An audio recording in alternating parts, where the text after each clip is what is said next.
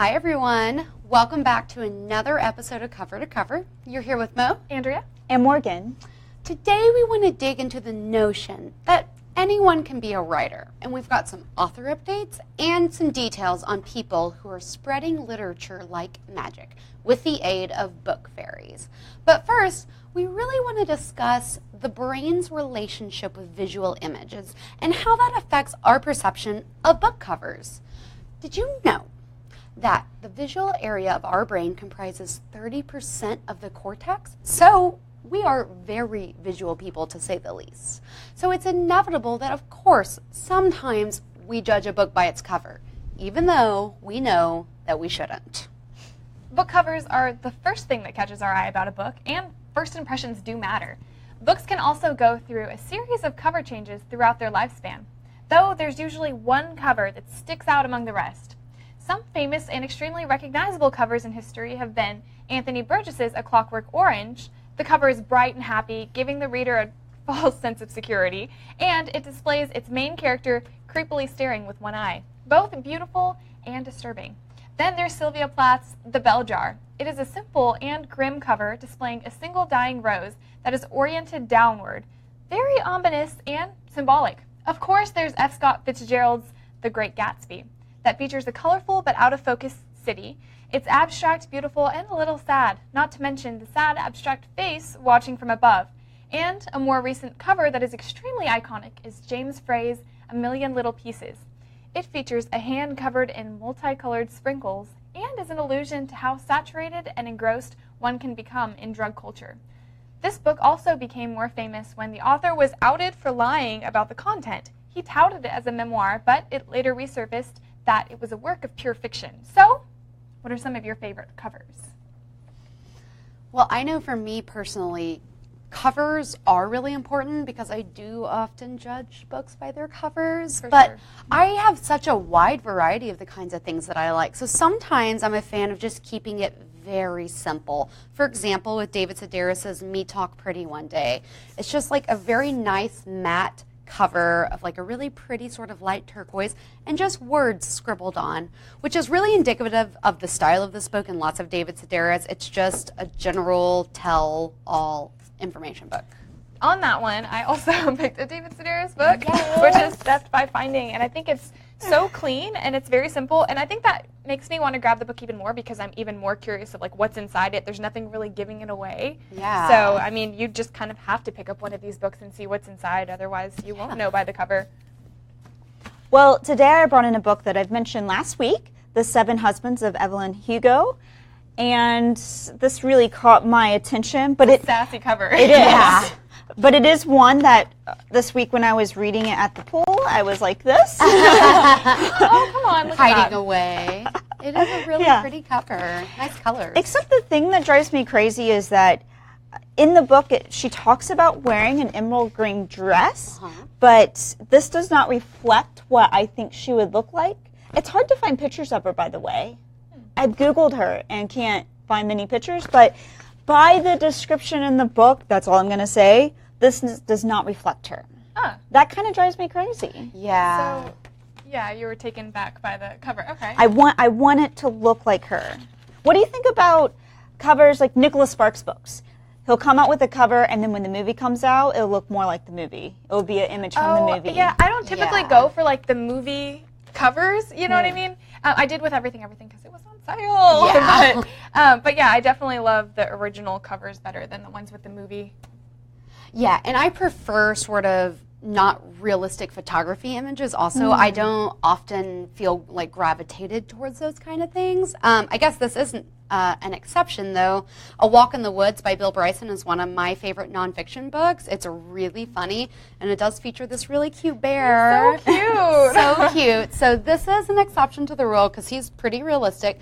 But this is a great cover because it does reflect openly on what the book is actually about because it's kind of funny. And so it's kind of just this like bear that's like, here I am. So I'm into that sort of thing. But it is really important that the cover reflects how you feel about the contents of the book, for sure. Yeah, absolutely. Well, I brought some pretty covers. Yeah. Beautiful. Look at this.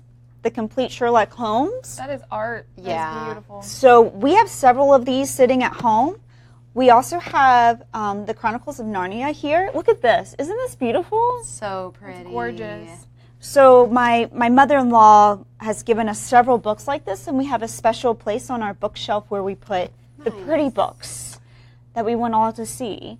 Because other parts of my bookshelf, I have that one layer of books and then like a whole nother layer of books in front of them, which drives me crazy because I can't find what I'm looking for, but I'm just out of space because we have so many books. But yeah, that reminds me a love lot of this. the Folio Society books, those like gorgeous, $200 to $500 books. Yeah, But for sure. There's lots of different editions of books out there. yeah, one of my favorites though is The Great Gatsby book cover, and we mentioned that in our little news clip, but that's really interesting because the book cover was actually created before the manuscript was finished. Did you guys see that? So it was made by a Spanish artist, and so it was designed, and F. Scott Fitzgerald loved it, and so his manuscript was late, and he was writing to his editor, and he's like, for Christ's sake, don't give anyone the jacket that you're saving for me. I've written it into the book. So he actually was writing pieces into it, and there are a lot of different theories on what had actually come from the cover, whether it's Dr. T.J. Eichelberg, with the eyes on the billboard, or whether it's the way that Carraway describes Daisy as the girl whose disembodied face floated along the dark cornices of blinding signs. That's what I always thought it was. Yeah. So really interesting, and I mean the book cover is just so intricate if you look at it. You can see inside the eyes these women, and so people have also tried to figure out if that was Daisy seeing that her husband was off with other women and all of that stuff, and then the green tear, people have thought that might represent the green light. So a lot of interesting things out of that cover. It's one of my favorites as well. Very cool. Love Well, it. tell us some more. Let us know in the comments if you guys are keen on a particular cover that we can check out. And speaking of covers, how do you feel when you see different versions of some of your favorite covers, like we were just saying? Harry Potter is one of those series that seems to have a million versions out there. It's really cool to see a bunch of them all together lined up in one image because it's crazy, and it also makes me want to collect multiple editions. So I guess I'll be keeping J.K. Rowling in business over the years. As if you're not already. Right. We're always like sending each other these like Harry Potter themed things around the world and planning our vacations around JK's awesome works. We love it. I love you. Well, Philip Pullman is also trending right now thanks to his special announcement on book covers that he made at the South Banks London Literature Festival. His forthcoming book series, which will be the companion series to his Dark Materials, are being released this fall. This week, Pullman came out with the UK and the US cover of Volume 1, 2 separate covers, guys. And it's the cover for the Book of Dust. Fans are getting excited, and the book cover gives the perception of a dark story with its display of predominantly dark blue hues. Pullman is also trending in the news with other updates on the Book of Dust. Pullman, along with many other authors, set out to auction items and raise funds for the Grenfell Tower fire victims in West London. A teacher of one of the victims, James Clements, suggested that Pullman name a character in his upcoming series after his pupil, the late 15-year-old Nur Huda. Pullman raised over £30,000 in the auction and had some kind words to say about his future dedication. He said, "I wish I'd met Nur Huda, and I'm desperately sorry she died. I hope the character I give her name to will be someone that she'd have liked to have known."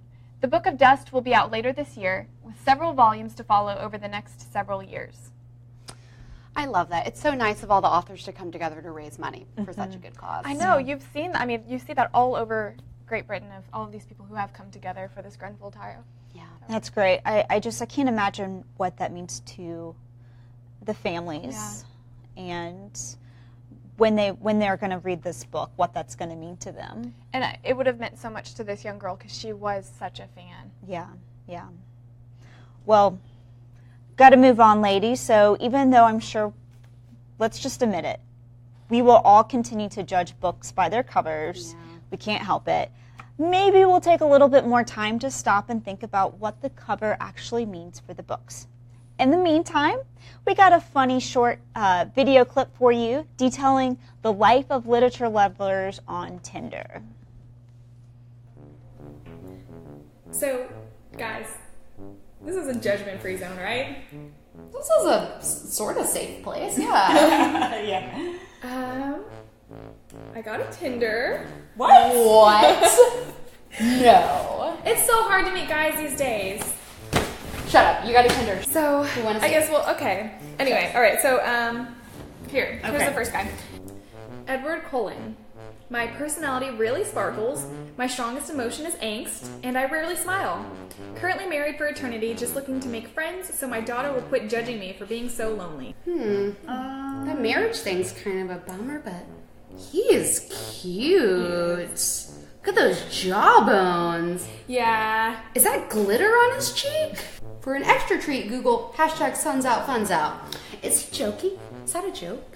Maybe he's funny. I like funny guys. I don't know. He is super good looking. You know, he would outlive you, but he's married. Yeah. Yeah, he is married. And That's for kind of eternity, That's a really big commitment. Also, he's 116, which you guys know that I like older dudes, but I don't know. I don't know, but me personally, I like them a little bit more hairier. Okay. That makes sense. Swipe left, swipe left. Okay. Sauron, old AF. He has so many followers. About Sauron. Dark overlord seeking endlessly to be reunited with my one and only, my precious. I believe in magnetic attraction and that if it's meant to be, it will come back around. Persistence is my strong suit and I'm always watching. I foster thousands of orcs every year. Aww. And I give them purpose through warring with our neighboring nations. Okay, well. Looking for something serious. And ladies should know I have an eye for jewelry. Hashtag the one ring. Hashtag have you seen it? Hashtag help. Oh my god. Oh my god. You guys, this dude is awesome. He could be the one. He's old. He's like 10,000 years He's old. just like really like mature, I think. probably. 10,000 years old. And who cares? He likes- jewelry. Think about it. He likes jewelry, which you know, I love jewelry, and he fosters orcs. That's a thing he does out of the goodness of his heart. I think we should swipe right on this dude. Okay. I think we need to know more. All right. Swipe right. Okay, Big Brother. Every breath you take, every move you make, every bond you break, every step you take, I'll be watching you. Most people call me Big Brother, but you can call me Big Daddy. Oh, I see what he did there. He likes music. okay. But if we just for a second think about the contents of the lyrics, I'm gonna go with no. It's such a great song, though. Okay, but like, he's always listening. It's like when your cell phone is listening and you're like, oh, I could really go for some tacos today. I really like tacos. And then your cell phone sends you a coupon for tacos. That's what this dude is saying he wants to do for you. Okay. There it's- might be like maybe a No. red flag or two. No, it's no different than Facebook. Come on. No, hard pass. Red flags. We're not doing it. Red That's like, flags. He will sing to you. you can't He will woo you. do this. Oh my gosh. You can't do this. Come on. Swipe left. Swipe left. Thank you. Oh my god. Well, let me see that one. Benjamin Button. I like the name. He's adorable. He is cute as a button, I think. Oh. So, his profile says, 70 is the new toddler. Only getting younger, ladies. Looking for a date to my 69th birthday. If you're into the whole cougar thing, call me in 30 years. Smiley face. So many questions. That math doesn't seem to check out. A lot of A questions. lot of questions, yes. I don't even oh. You guys, I just got a coupon for free tacos. Free tacos? Yeah. I guess so.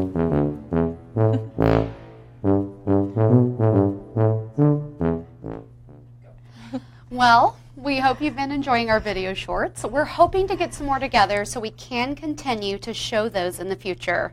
And how about those literary characters? I guess it can be hard to find a date these days. Well, one thing that's not hard to find is authors who believe strongly that literature is a way of life, something that is precious and sacred. Author Philip Lopate has a forthcoming book titled A Mother's Tale, where he depicts the story of his relationship with his mother at a young age, but with his adult commentary on the retrospective. In an interview with the Huffington Post, he shared some poignant thoughts on how literature is a living, breathing being that can be worshipped. He said when he was younger, he worshipped at the altar of literature. He also thinks that anyone can succeed at being an author if they have the drive. He thinks it helps to have talent, but persistence matters more. Writers are made, not born. So, what do you guys think about this notion that anyone can breathe life into their words? I love that notion. And Terry, we see you about Stephen King's The Stand. We love that book cover too, so good call. And you? Yeah, Andrew. And Stephen King is a really great example of an author who's very persistent. Like a big part of his success is because he's not afraid to, he doesn't back down. He just keeps putting work out there, even if something he writes doesn't get good reviews. He's like, whatever, and he moves on and he tries again. Yep. Yeah. That's an interesting point of like literature, being something that you can worship, I guess. I thought this really great quote in American Gods kind of made sense with that. Ideas are more difficult to kill than people, but they can be killed in the end. So, I mean, we do create these obsessions in literature and these obsessions with our characters. I mean, think of Harry Potter. Mm-hmm. Yeah, I mean, we definitely treat it almost as a sacred text for sometimes. People get so engrossed with a book, it's so important to them, Yeah. I think anyone can write. Some people have natural talent, of course. I have a friend named David who can just make up poetry on the spot, and it's wonderful and beautiful. But I was a writing coach when I was in grad school. It was a course. People had to go through it to become better writers, but I was their coach, and anyone can do it. It just takes some time, takes some practice, takes some discipline, and a little bit of imagination. How do you get readers to turn the page, though? I mean, I guess that would always be my fear. It takes work. It just takes work. And some people know those secrets. I'll share them with you later. How about that? Yeah. Perfect. And I think a big part of wanting to be a writer, along with persistence, is being open to the idea of failure. Because even famous people like J.K. Rowling, she was turned down by 13 publishers before she got the Philosopher's Stone published. So you really have to be committed to what you're doing and overcome all the difficulties that you face. So I think what he says is intrinsically true. And I am kind of basing my whole life on that notion because I would like to one day be a writer. That's the end goal for me. Yeah, awesome. Great. Yeah. Wow. Well, we love this idea. We want to see more people writing and more literature. And so we have a quick story for you. There are people around the world trying to breathe life into hidden gems in literature. Seagull Books is a Calcutta-based publishing house founded in 1982. Their mission statement is all about publishing things that speak to you, regardless of the size or scale. They are focused on translating hidden gems that have likely never been seen or read in English or any other major language. They are breathing life into the world of literature and making the field more diverse. That's so cool. I love it. We need more diversity in literature, so it's perfect. Well, think about this. 1.3 billion people live in India, and we're not reading any of their work. Yeah. I am absolutely convinced that there's some great work out there, and I am so excited that they are working to publish more work and get it published in English and other languages so that we can read it. Yeah. That would be awesome. It'd just be an insight into a different culture. I mean, I guess there would be a lot of obstacles, though, in reading, things from other cultures because there'd be so much that you didn't understand, but it would be just so awesome to get that view. Yeah. So we'll be looking out for those books coming soon. And speaking of people making their voice louder in the world of literature, Emma Watson is continuing to make waves. She has a feminist book club called Our Shared Shelf, in which she will feature books by and about women. Her inaugural book for the club is My Life on the Road by Gloria Steinem, and now she is continuing to use her influence in the world to spread literature everywhere. Yes, so some fairies hide money, but our bookish bombshell, Emma Watson, sprinkled our favorite kind of fairy dust on Paris. She gave the gift of literature recently, spreading copies of Margaret Atwood's The Handmaid's Tale all throughout Paris.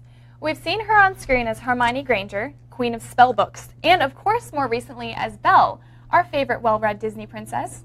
Now we get to see her in action as Emma Watson, Book Fairy. The Book Fairies project was started by Cordelia Oxley in March of 2017. Cordelia also runs Books on the Underground, a campaign to ensure the travel of books on the Underground subway in London. The Books on the Underground project is supported by book fairies who literally spread a weekly average of 150 books on underground benches, subway seats, station signs, and near ticket areas. This project was started in 2012, and book fairies have since expanded to leave books all over the world, and a big part of that is owed to Emma Watson.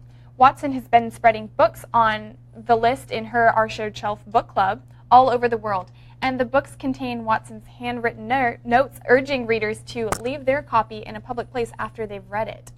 And you guys can find more information and order your Book Fairy stickers at IBelieveInBookFairies.com. So great. We were just kind of briefly touching on this last week, the idea of getting literature into the hands of people who need it but maybe don't have access to it. And also, what a just fun kind of scavenger hunt to do. Yeah. Right? I mean, how stoked would you be to have a book with a little note from Emma Watson? Yeah. That would be wild. Yeah, it would be incredible. Ladies, what books would you share? Oh man, I feel like it depends on the season because I would want to do something like thematic.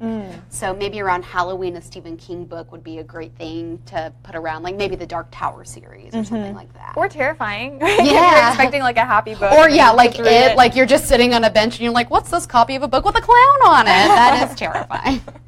That's great. What would you share?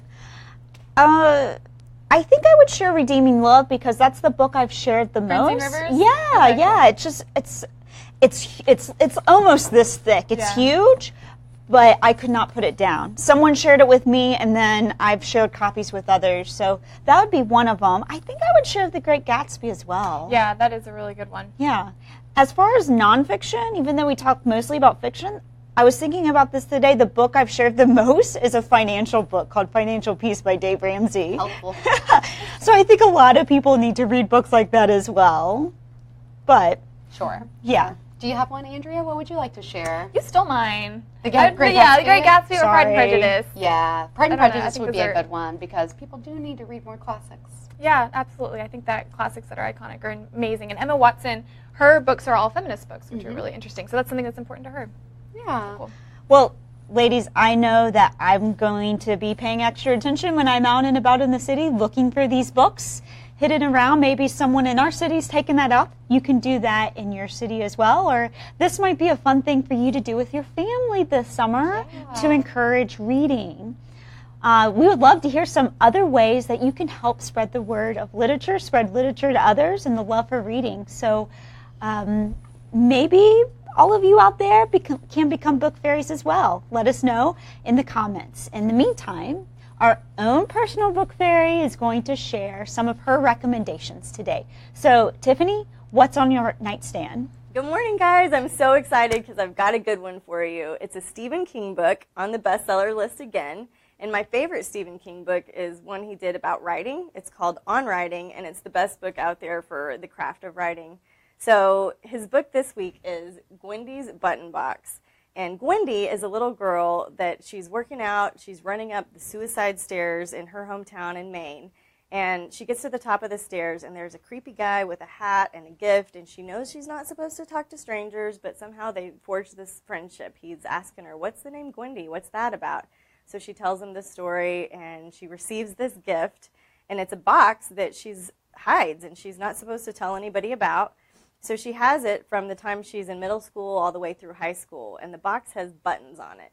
And the buttons do different things. So one of them gives her a yummy chocolate that she, makes her life magical and wonderful. Another one gives her silver coins that are worth a whole lot of money. So she's feeling good, the good things are happening, and then she tests out one of the other buttons that's maybe one of the red buttons. And bad things happen in the news and in her life, and things kind of go downhill. So she's got this sense of power, and she's got a lot of guilt, and she's learning what it's like to play God, and all of the repercussions that go along with it. So at the end of this story that chronicles her life with the button box, the black hat guy, he comes back, and he takes the box away from her, and she gets a new gift. And that new gift is what's going to change her life forever. And it doesn't happen until the last page, and I get chill bumps just thinking about it. So don't spoil it. If you don't want to know the end, don't read the last page like I always do. But if you're into this book, you can get it for just 99 cents in the link in the comments, and I hope you'll enjoy it as much as I did. So I'm Tiffany, and this was What's on My Nightstand. All right, thanks, Rachel. We hear you in the comments. Emma Watson is amazing. And thank you to Tiffany. We will definitely be checking out Gwendy's Button Box. And that book is pretty accessible, right? It's pretty easy to read physically to turn the pages. A normal book. All books are like that, right? Wrong. There is a new book out called Codex Celinda, created by Brady Whitney, and it challenges the idea of beautiful literature. It is a completely wooden text whose pages you can only turn after solving a mechanical puzzle on each page. The templates for the book are made by laser cut wood, and then they are hand assembled. It really gives a new meaning to unlocking a great story. What? Yeah. That's crazy. I wonder how much it cost. I can't imagine that it would be extremely cheap. It would take a lot of time. Yeah. I think it's an interesting thing to maybe give to your kids if they're really into Rubik's Cube or other escape kind rooms. of puzzles. When you can't afford the escape room, kids. Just lock them in their own room and give them this book. So that's an interesting thing. Would you guys spend money on that? At least as a gift to somebody to be like, I know you really like books and puzzles, 2 for 1. That's That really cool. that might be a great book for that really long flight. The Or 18-hour power flight. outage. Yeah, for sure. Though we talked about TSA last week, they might not like that book. Oh, they would definitely have difficulty turning the pages of that book for sure. Well, guys, thanks for joining us today. As always, share this post and send us a message for a free t-shirt. Yay. Tell us your size, your style, and mailing address. We have V-neck and crew neck options. And don't forget that we have a flash sale after every episode. So for 19 minutes after this episode, you can get a copy of Gwendy's Button Box for 99 cents. Crazy. Right. Thank you guys so much for joining us today. And to our viewers in the U.S., please have a happy and safe 4th of July tomorrow. Yay! I'm Mo. I'm Andrea. And I'm Morgan. And we will be back on Wednesday, July the 5th at our new time slot, 12 p.m. Eastern, 11 a.m. Central Time. Until then, keep reading, writing, and being awesome. I know we will. Bye. Bye.